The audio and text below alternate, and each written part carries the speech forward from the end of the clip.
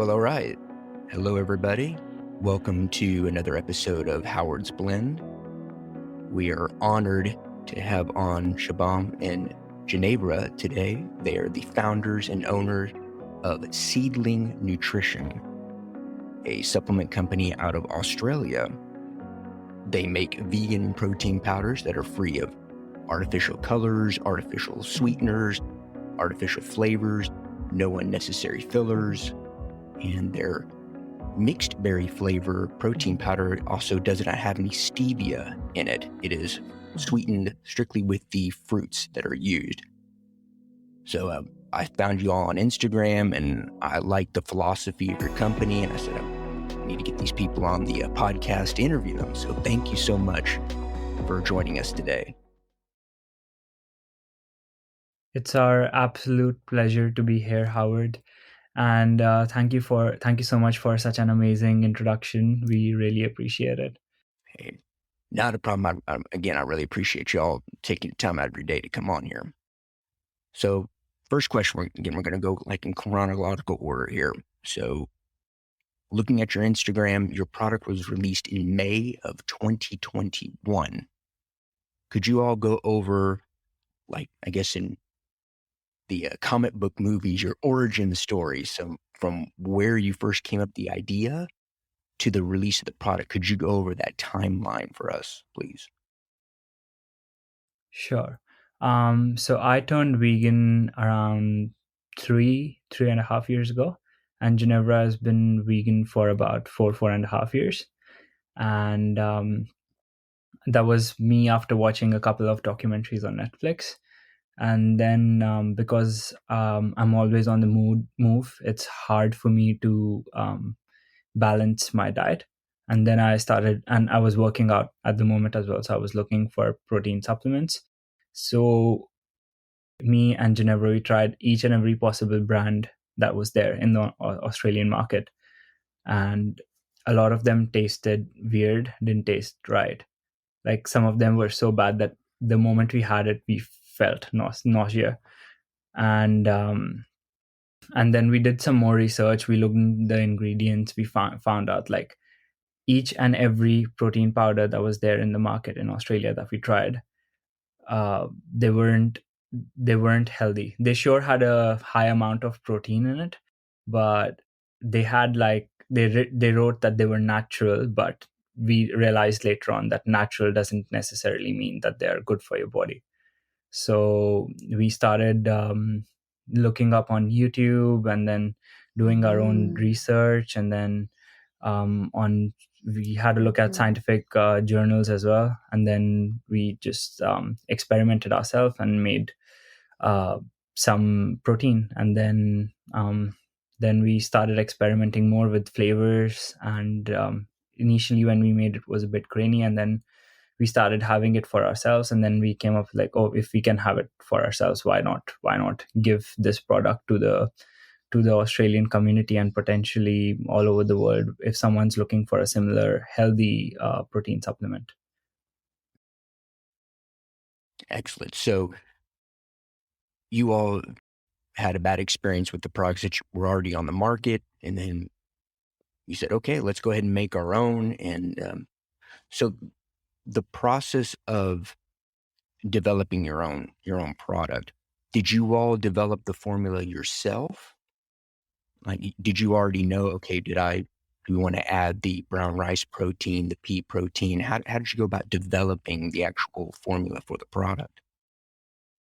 So the main brain behind developing the protein was Ginevra. So I'll ask her if she can tell you about the protein. Yeah. So we are both scientists. We have a background in health and nutrition from university. And I used my knowledge, what I learned in university, to be able to create a nutritional label that could reflect the amount of protein and carbs and fats that were required for an appropriate protein powder, protein supplement that could meet our needs. Um, um, I then searched what would be the best blend of protein isolates and where we could get them from. How then I tried different type of isolates and decided that the best combination was pea protein isolate and brown rice protein isolate. They both have around 82% of protein in which is a very high amount of protein. And I then started creating the formula. So I tried different ratios of these isolates and combined them with some other ingredients that could make them together less grainy, more soluble, um, easier to digest, and of course a nicer taste. No bitter aftertaste, which is a very common problem of protein powders. And yeah, when I finally came up with a formula that was in which I added powders from real fruits that I purchased here in Australia. We both really liked it, and we thought that was the perfect texture and the flavor, and as well as a nutritional value of it. So because of that, we decided that it was a very good protein powder, and that we wanted to share it with the community. Yeah. Yeah, so we realized that pea protein and brown rice protein are actually complementary, and in terms of that they complete each other's amino acid profiles. So if you mix both of them together, you get the essential amino acids that your body requires. Yeah, and then we didn't want to add any any flavorings, artificial flavorings. So it's a funny story. We dried up we chopped up pieces of banana. We dried We it up. desiccated them. Yeah, and we dried them up in sunlight. It took us almost 2 days to get the bananas dried up, and then We made a powder, and then we put it in the samples to try it, and it didn't taste like anything, honestly. And then we ordered some powdered berry flavors from different companies from online, and then we essentially had like short glasses ready, and then we made like a little bit, and tried, like, we almost tried about 100 to 150 different type of combinations. Yeah. Yeah, and then we came up with the chocolate and the mixed berry flavor. Wow, 100 to 150 different iterations of it, man. I know when I was trying to develop my own protein powder, I was in the kitchen. The kitchen was my lab, and I was like using measuring spoons and weighing stuff out to see if it. So when you said that, it hit home. I was like, oh yeah, I know what y'all are talking about. You said you both were scientists. What were you, nutritionists? So I studied biochemistry and molecular biology with stream in food and agriculture in undergrad, and I'm now doing a PhD in neuroscience. So there is a background in nutrition, although like I am mostly focused on biochemistry and molecular science, food chemistry, which is where I learned how to use the government website to create nutritional labels and use a nutrition calculator, and then create the appropriate labels for food products. And Shubham is. I did a bachelor's in neuroscience, but I was so interested in nutrition that I took a lot of subjects in university about nutrition. And after that, I'm now studying medicine.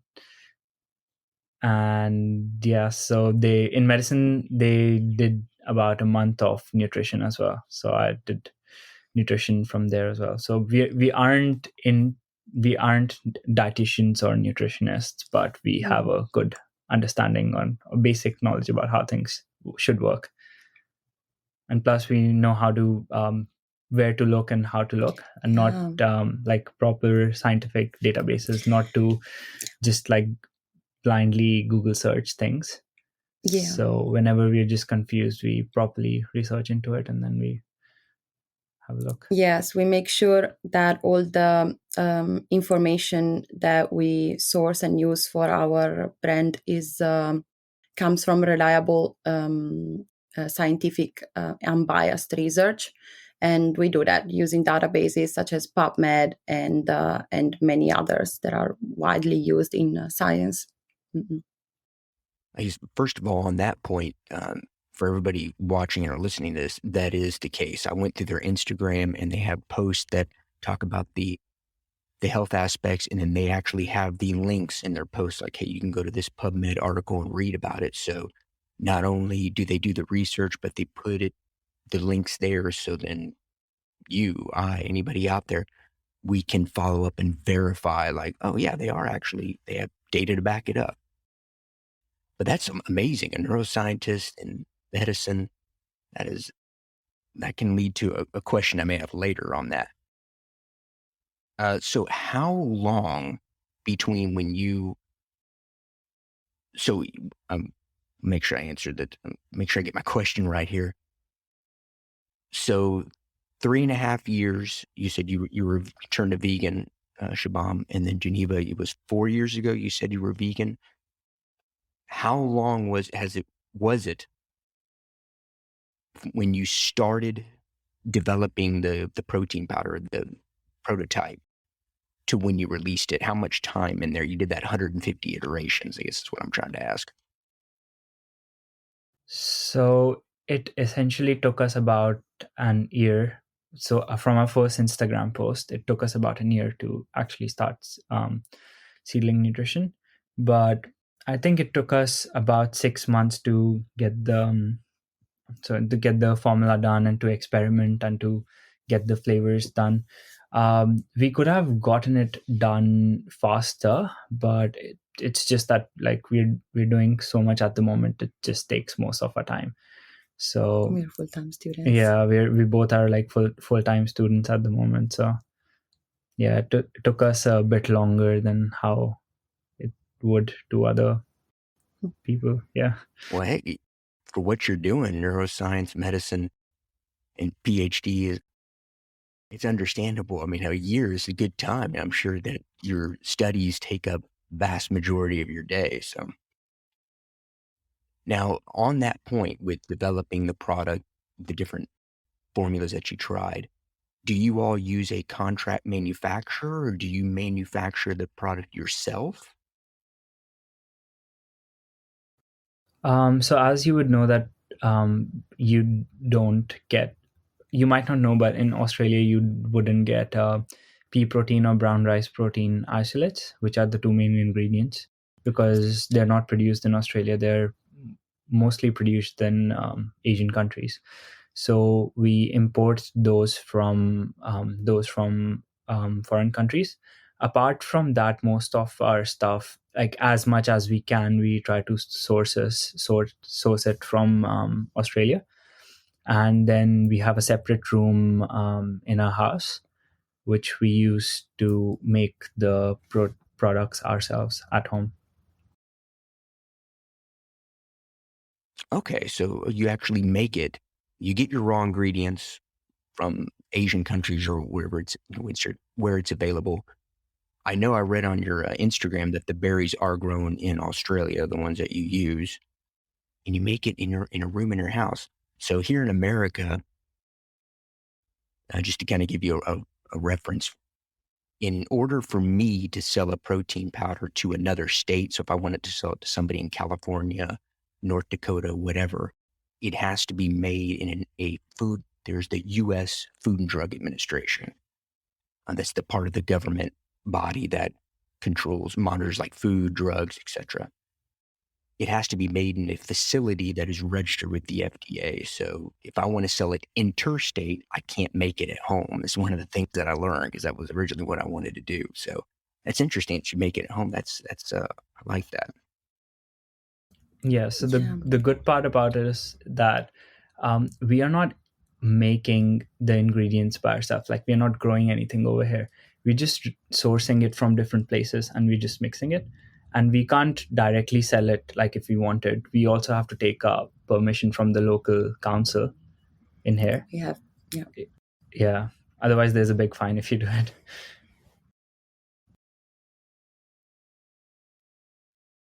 Let me see if there's anything else I wanted to ask. Yes, on the manufacturing. One of the things that I like as well about your company is one of your mission statements is being kind to the body. And part of that is your products are tested for heavy metals, not once, but twice. Now, just trying to think, are you testing the raw materials and then the final product, or are you testing the final product with like two different companies just to verify that the results are the same? How do you do that? So essentially, the first test is done by the suppliers, which sell the product from the foreign countries. So yeah, so it's, I don't know, at the back of the mind, because it's foreign, they can be, the test might not be reliable, they might be forged. I just have this thing at the back of my mind. So then once we get the products here and we make the blend, then we send it to National Measurement Institute of Australia, and then they test the metal, test it again for heavy metals just to be safe. Okay. You want to say something? Yes, I just wanted to add there is a reason why we decided to double test for heavy metals our protein, and that is recently there was research article that was published showing that unfortunately the majority of protein supplements in the market, this was in US, but I guess it applies all over the world, resulted very high in heavy metal content, which exceeded the upper limits for daily intake. And we believe that this is because protein companies, they trust blindly the suppliers, yes, which they claim that the protein isolate, the single ingredients are have a very low heavy metal content, and they just blindly trust them, and then they create the product and they sell it, and unfortunately then at the end is not. So we decided to double check before releasing into the market to make sure that it doesn't cause any harm for daily consumption. And we did have the confirmation by checking again ourselves our final product that is that does not exceed the upper limits recommended by the WHO. Yeah, we when we were buying from the suppliers, we mailed them, we directly told them that we're gonna check it again, and if it's again up, if it's even slightly higher than the upper limit, we're just gonna return the products. And then they're like, okay, fine, and then they sent it. Yeah, it's similar here in the United States. You let the manufacturer know, hey, I'm going to test this.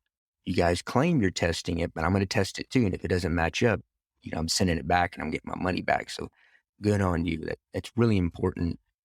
I know what you're talking about in terms of the heavy metals, and yeah, that's unacceptable that have a product that is high in those heavy metals. Arsenic, cadmium, lead.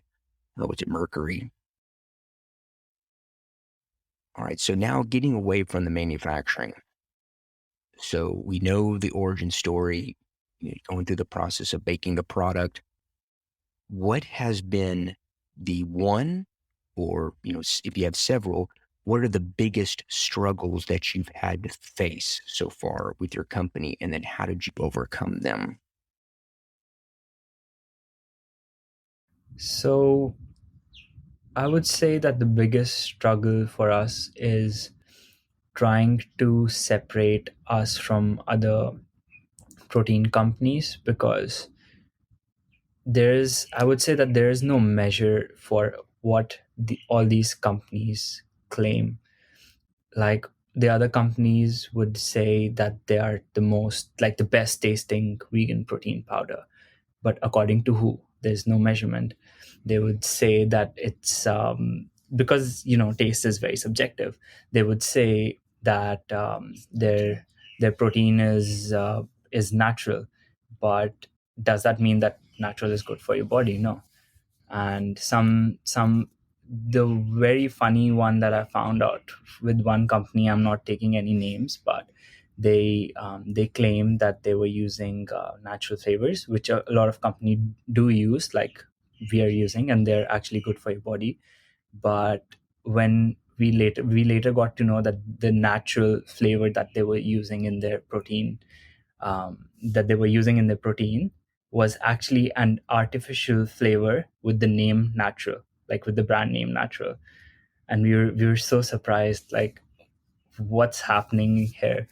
And yeah, our main problem is trying to separate our brand from these brands, because the key terms that we all use are essentially the same. So how do you actually know that which protein powder is better and which protein powder is not good? So yeah, I would say that's the main struggle for us.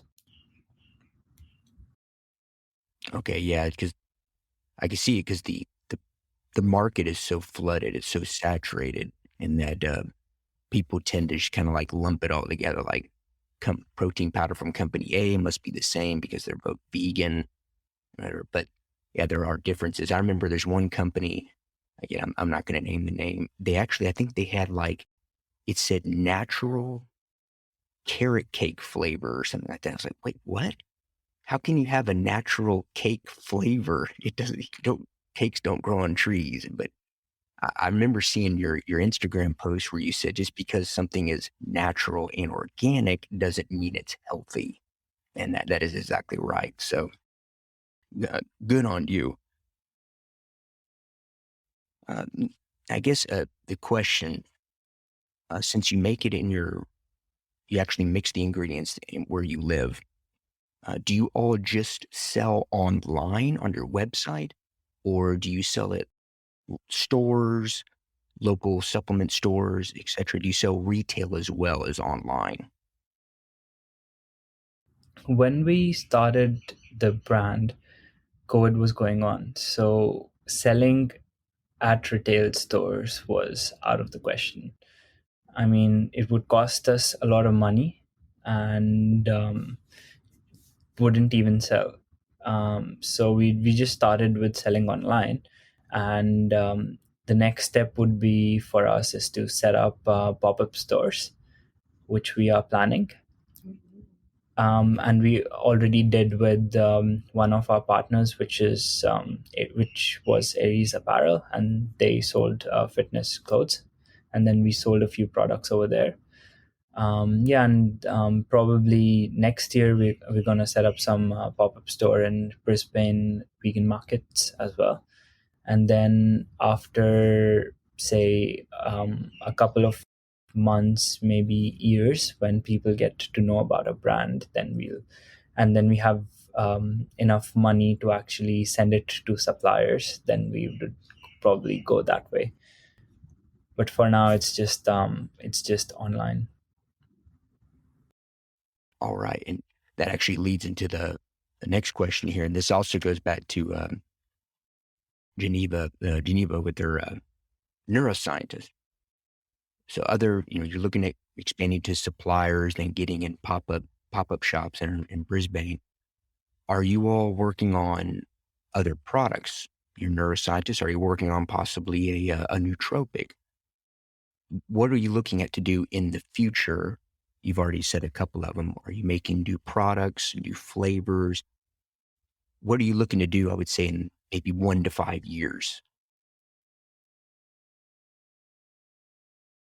Well, that's a very good question. We we would love to. We hope that our protein will somehow stand out of the crowd and become more and more popular. And if that will be the case, we will definitely grow the brand and uh, add new flavors of protein powder. Um, Perhaps also add some other type of supplements. But yeah, I guess we just go with the flow. It will depend on how it goes in these next few years. So essentially, this is a very expensive hobby of ours. You can put it that way.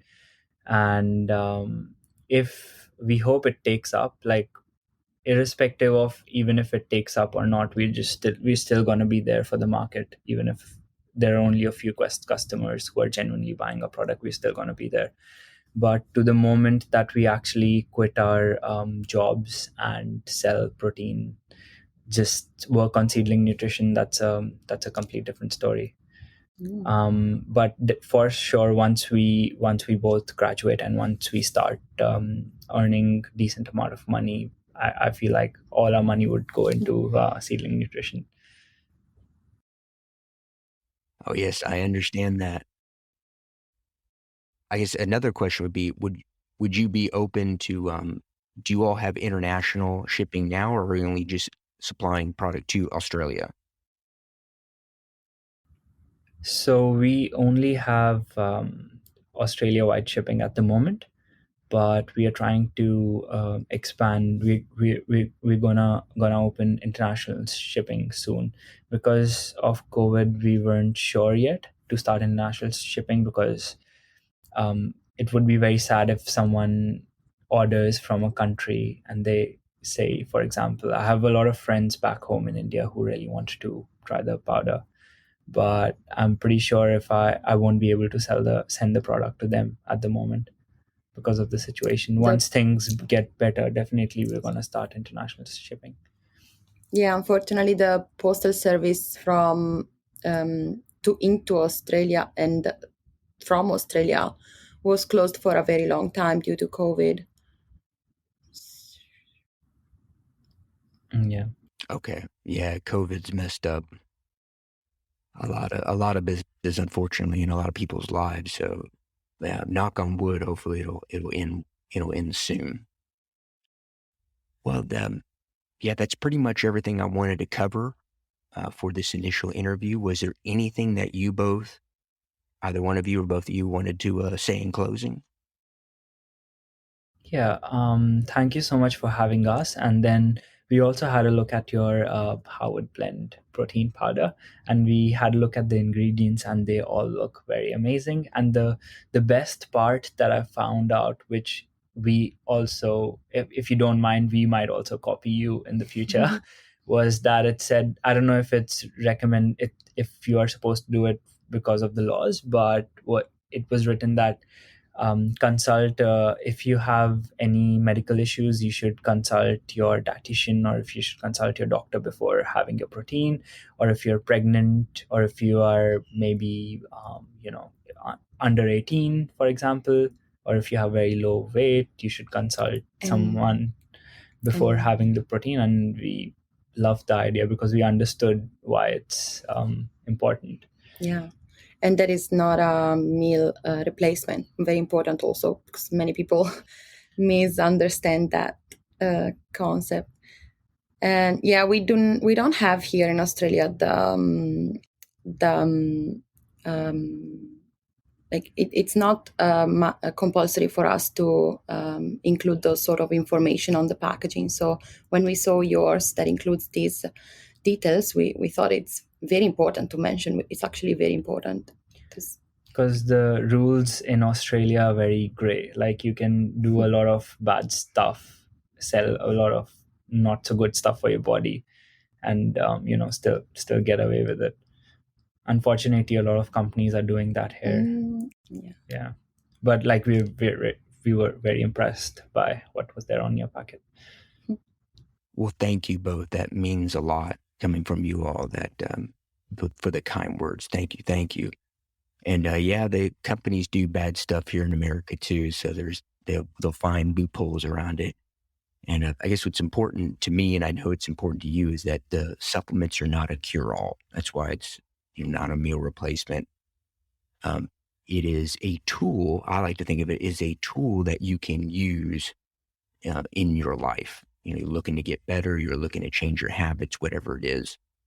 There's no such thing as a magic pill. Nothing will replace work and discipline at the end of the day.